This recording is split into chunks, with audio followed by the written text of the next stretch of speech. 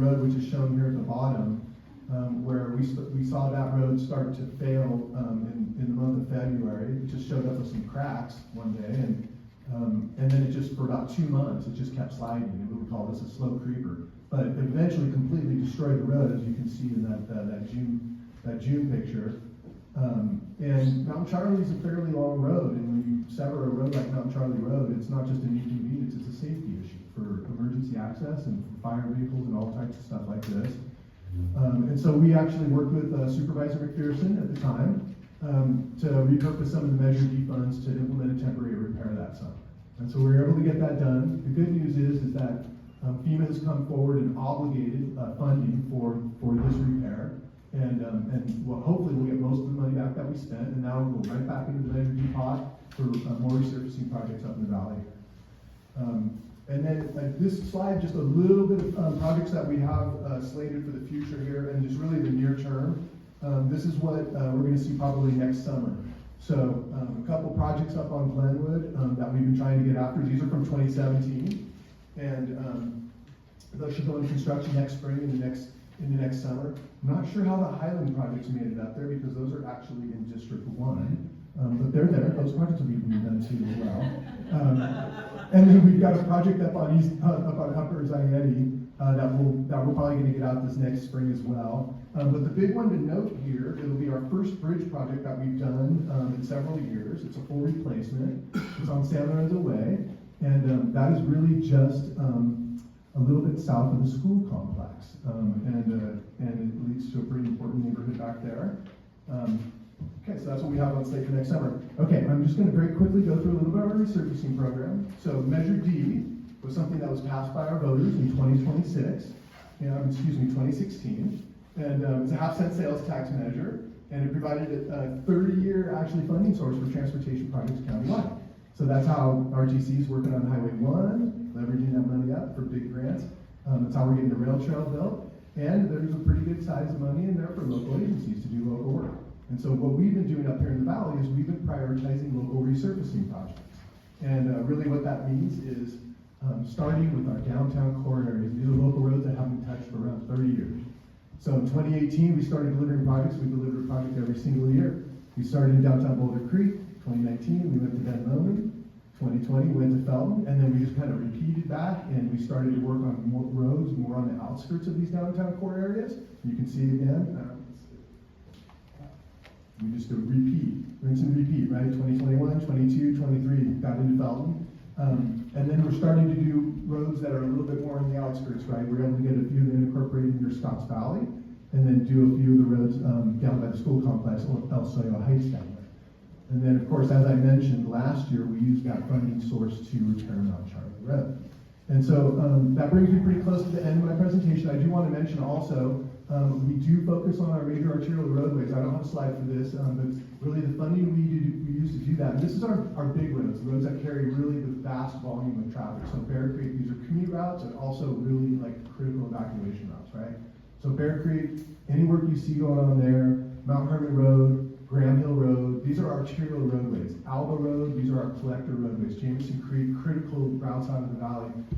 We use federal funding that we have to compete for through the RTC. They have a biannual program called their Consolidated Grant Program, and we've been successful in winning funding there, but we go after that funding really, really hard. It's super critical. And actually, within the last week, we won a little bit more money for Bear Creek Road, and so it looks like we financed enough to get about a 7-mile project from Highway 9, 7 miles up on Bear Creek Road. We know that lower section is in critical need. And so probably we won't see that next summer, but I think we'll see that project in summer 2027. And so with that, I think that brings me right to the very end. Oh, so actually this is our 5-year plan for Measure D. And this is what we have right now in the plan. We bring this back to the board every single year. So you may or may not see a road on this list, and chances are you won't see a road on this list. And if you don't see it on your list and you're wondering, well, when's my road going to get paved? I would say give us a call, and you can reach out to us through Supervisor Martinez's office. I've got a stack of cards on the table in the back. Be happy to talk to you about how these roads get nominated and they make it into the 5-year program. Okay, like I said, there's resources on the back tables. Please feel free to use them, and we really want to hear from you, and thank you for this opportunity.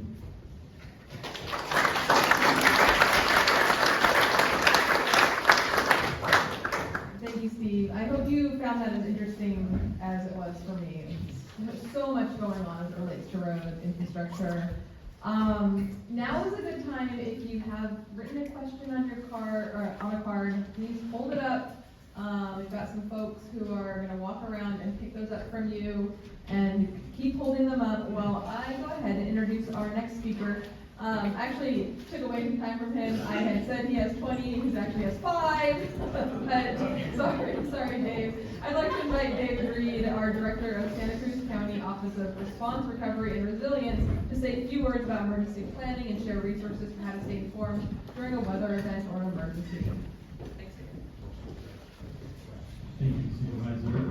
Yeah, so I'll be quick. I think a lot of you have a lot of resources, but I just want to share a couple resources to keep yourself aware, and then talk a little bit about how our office and the county communicates with you, and just remind you of some of those tools. So I want to talk about what we call our Safer Santa Cruz app.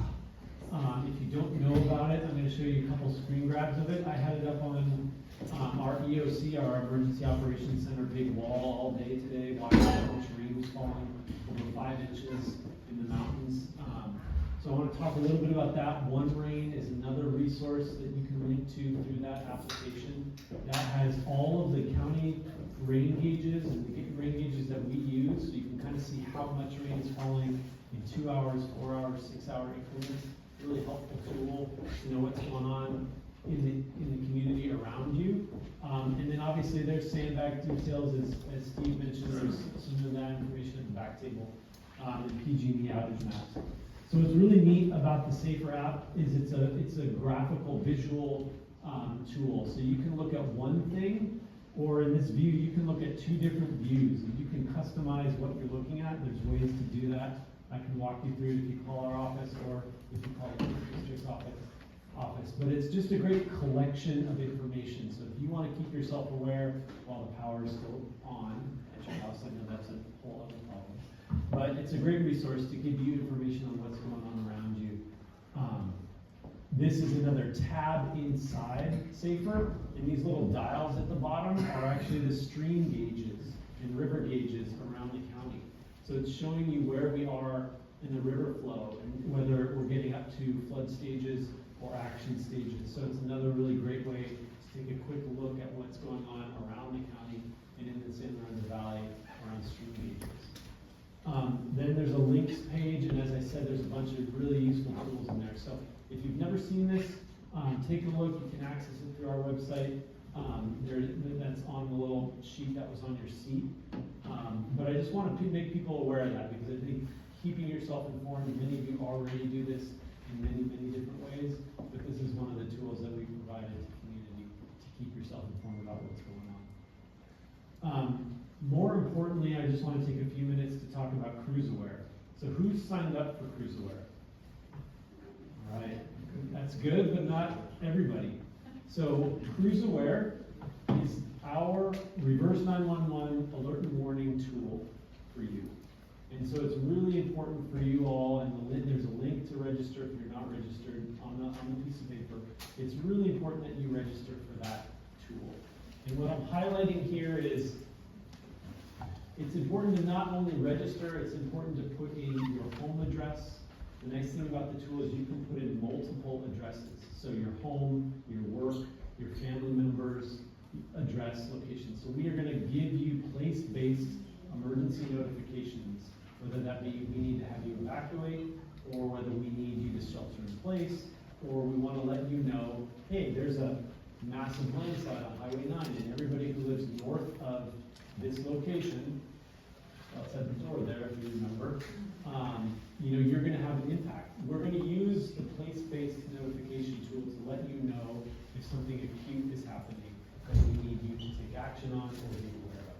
So that's why it's really important to have CruiseAware signed up and to put in your address. A lot of people sign up and then they don't put in their address. If you don't put in your address, we can't give you that face-to-face notification. The other thing you can do is sign up for some different types of notifications. The one I want to highlight for all of you is we've started to do notifications in collaboration with CAL FIRE and our fire agencies around prescribed burns. So in the fall, we had a little bit We may have some through the winter, and then we have a lot more in the spring. We have a lot of prescribed burn work that goes on around the county and around the region. A lot of times, as I feel and my family feels, it's like if you smell the smoke, you're like, what's going on? What's happening? If you sign up for the prescribed burn notification, you can get information about what's going on a weekly basis. Like if we have information about a prescribed burn, we're gonna send out just an email message. It's not gonna text you. It's not gonna wake you up in the middle of the night. It's gonna be something just to give you a little bit of awareness. So that's one of the types of notifications. And then I think we've talked about a lot of this stuff. All of you, I think, are aware of taking care of your community, your neighborhood, your street, keeping track of those clogged gutters, both maintaining your private roads and supporting, as Steve said, supporting our county maintained road network. Think about resilience in the power space. If you have battery backup or a generator, making sure if you do have a generator, you use it responsibly and safely. And then these are some different communication tools. CruiseAware is our primary. MERS radios is another tool that many Firewise communities in the valley are implementing, and that connects into our ARES, our amateur emergency radio system. NOAA weather radios is another great tool. It can be a battery operated thing. If there's no power and you've got battery, I can communicate to you through that radio. So it's another great tool. And then obviously we're all working on aging landline infrastructure as well. So I'm gonna stop there and hand it over to you, Patrick. Well, actually, I'm gonna hand it over to Caltrans. Thank you. All right. Facing an emergency in our county, David becomes your best friend, so be nice to him. It's wonderful. Okay, so next up, we're really fortunate to have a team from Caltrans who's joined us. I think at least some of them have traveled to be here from their San Luis Obispo office. So just really thank you for taking the time.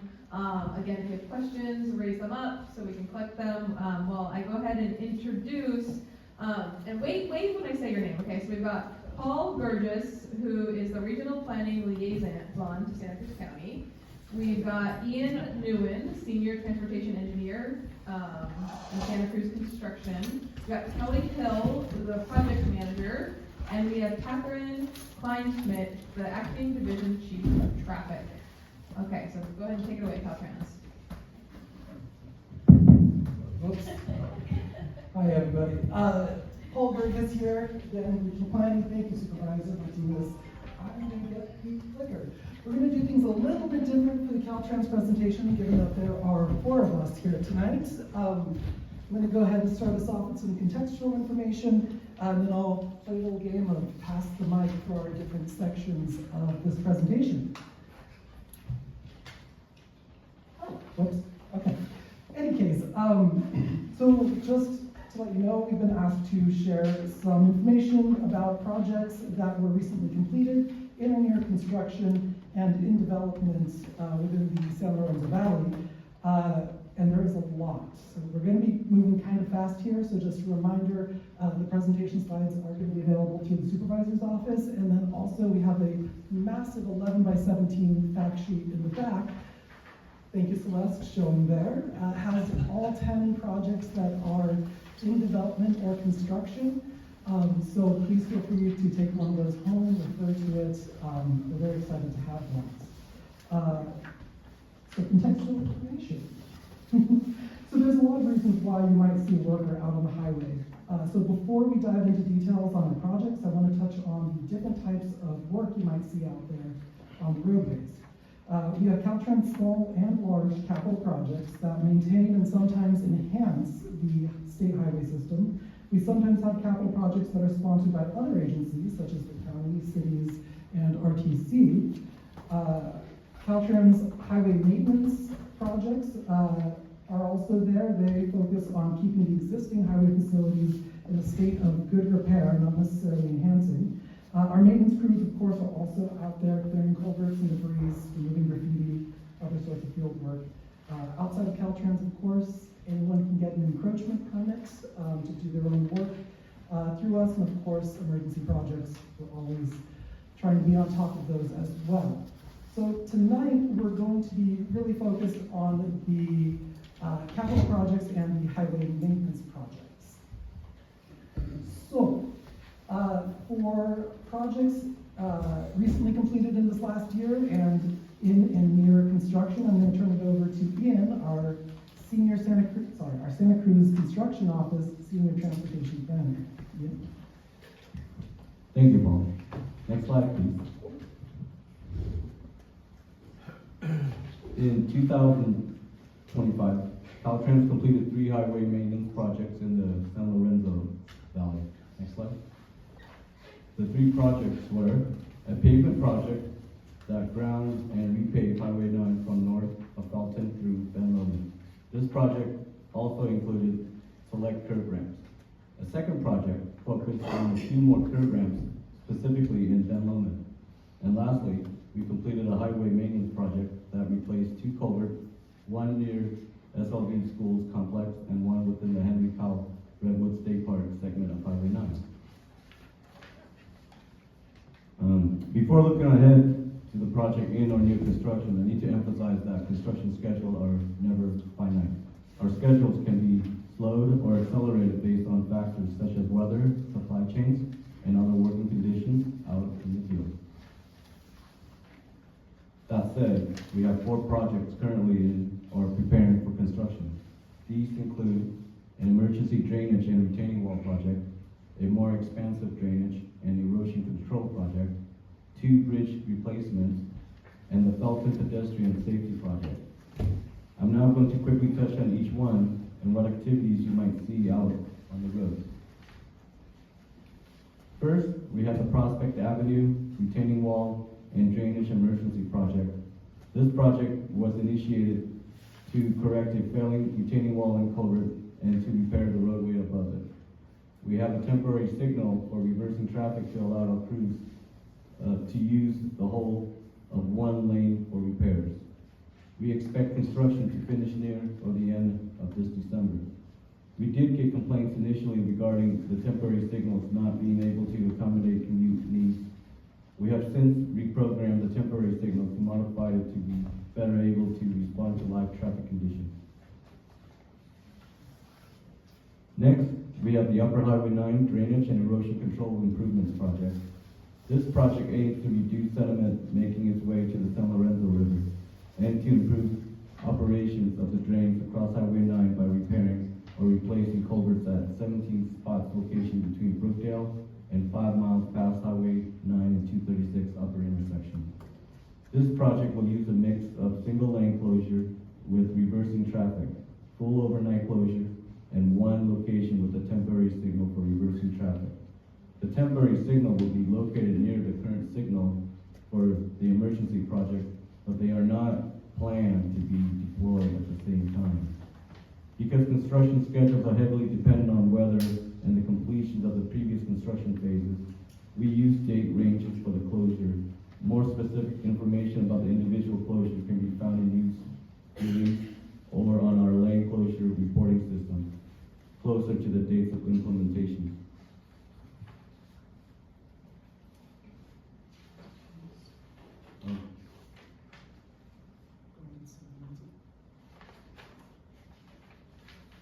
Right. How you guys doing? Next, we have the San Lorenzo River and the Kings Creek replacement.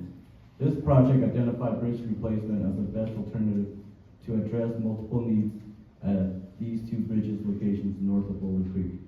Both bridge locations will use temporary signals for reversing traffic and occasional overnight foreclosures, with Highway 236 identified for the detour. Additionally, on-call bike and pedestrian shuttle service will be available through the project area from 6 a.m. to 6 p.m. 7 a.m. to 6 p.m. Thank you, Paul. For the last project approaching construction, I'm going to hand it off to Kathy, our acting division chief of traffic. All right, Ian, thank you. Nice to meet you all tonight. I'm going to talk about the Felton pedestrian safety improvements. This was initiated out of traffic safety, that's under the Division of Traffic. And as a state, we have a monitoring program that looks at statistically significant collisions, particularly fatal severe injury.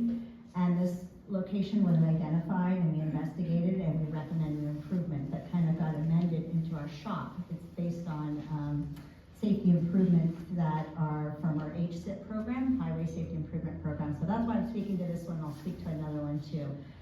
two projects I'll speak to tonight. So this one was to focus pedestrian access and safety, as well as reduce the collision severity in this corridor and reduce the frequency of roadway departure collisions. This project has recently been awarded. We're looking to finalize the contract and go to construction starting early 2026. It's going to be involving a sidewalk on the southbound side, which is the west side. It'll be between Grand Hill Road and the San Lorenzo Valley School Complex. And it's also going to have a space for cyclists in that area traveling southbound. So we will have some, construction impacts. Those will be, through press release, you'll be notified. We've got stuff listed on these slides. When we construct against, adjacent to traffic, we have to have worker safety, we have to close shoulders, sometimes we have to take a lane. Usually, we try not to have any impacts during your daytime hours when we do have to take a lane, so those will be night closures. We'll have reversing traffic. But no full closures at this time are anticipated unless something happens. Again, there will be communication throughout that process. And then now I'm going to hand it back to Paul. Okay. Switcheroo. Hi, everybody again. Perfect. We're going to step into projects and development, but before we do that, I just want to give you a little more context information. Thought it would be helpful for everyone to know, just in general at Caltrans, we've got 4 primary development phases. The first phase is the project initiation, where a project's baseline scope is explored. Of all the project phases, this is the best time to bring up the potential alterations of the project scope. Then we have the environmental phase, where the impacts of the project scope are studied and where the scope is refined in response to those studies. And then we have the often overlapping design and right-of-way phases. The design phase is when the actual plan sheets and imagery and engineering is developed. And the right-of-way phase is where right-of-way needs and access rights are determined and acquired. Depending on the project, getting through all 4 phases often takes 4 to 6 years, sometimes less for emergency projects and safety projects, sometimes more for large infrastructure projects such as bridges and interchanges. I think the last time I was in front of the public, someone was asking us why it takes so long for projects to go through. This is why. We've got a lot of steps, we want to make sure we do it right. So for the projects in development, I'm going to turn it over to one of our project managers here at Caltrans, Kelly Hill. Thanks, Paul. Yes, we currently have 6 projects developing in and near the San Lorenzo Valley, all of which we expect to be in construction over the next 4 years. The projects are listed in the anticipated order of construction start date. We'll briefly touch on each.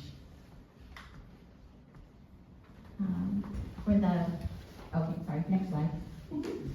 Our first project in development is a scour mitigation effort on a bridge on Highway 236 near Branston Ranch Road.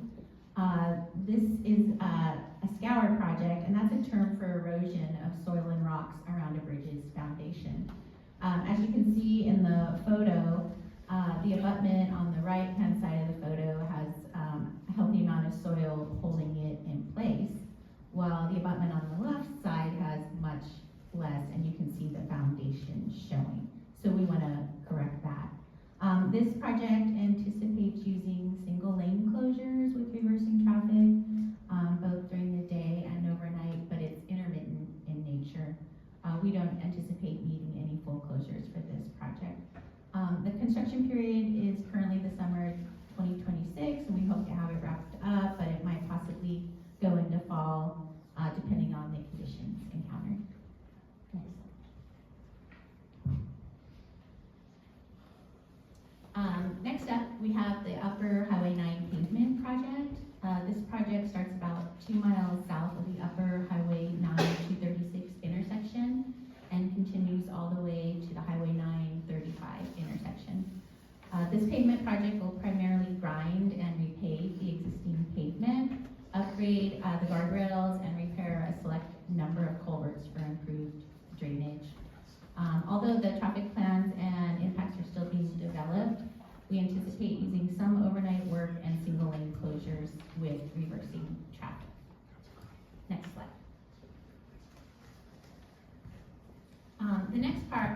project, the Waterman Gap Fish Passage Project, started as a culvert in need of replacement.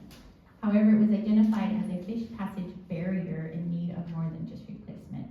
As the culvert is located within Castle Rock State Park, Caltrans partnered with the state park, who is contributing $2 million in funds. And we also applied for a federal grant, and we're receiving $6 million from that grant towards the project. Caltrans took these funds, and we created a split-off project from the main project. With the funds from all of these agencies, the project resolves the fish passage barrier and enhances the fish habitat by converting the culvert into a bridge. To build the bridge, we will need to use a temporary signal for reversing traffic and occasional full overnight closures. During full closures, folks will be detoured through Highway 236. Next slide.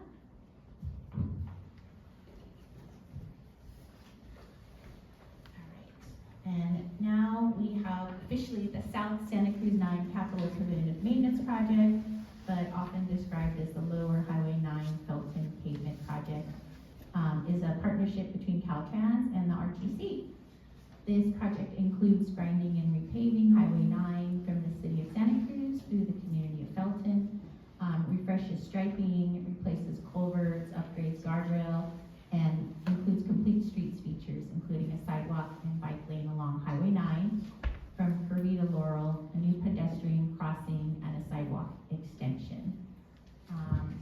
Additionally, the RTC is helping fund different portions of the project, including a pedestrian path into the park, some curb extensions, sidewalk gap closure, and other areas. We're working closely with the RTC to partner on this project.